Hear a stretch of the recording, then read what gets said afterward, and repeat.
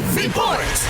Ayon sa ulat ng OCD-RMC Bicol Region, sa inisyal na ulat mula sa mga MDRRMO at PDRRMO sa Catanduanes, Cam Norte at Macanugdog na mga lalawigan sa Bicol, humupa na ang baha sa mga lugar na tumama ang shoreline na handa na bumabalik ang mga pamilyang apektado ng baha mula sa evacuation center. Ayon sa OCD-RMC, sa inisyal na report ng mga alkalde at mga gobernador, ang bilang ng pamilya na apektado ay 13,475 at may individual naman na 49,817 ay decampment na ngayong araw sa kanilang mga tahanan ang mga nag-evacuate. Ayon pa sa mayor at gobernador na ngayon ay nagsasagawa sila ng ocular inspection sa mga binahang lugar upang i-assist ang pinsala o danyos ng baha at ang nasawi at nawawala dahil naman sa malakas na ulan at baha. Samantala, naghihintay naman ang OCD Bicol ng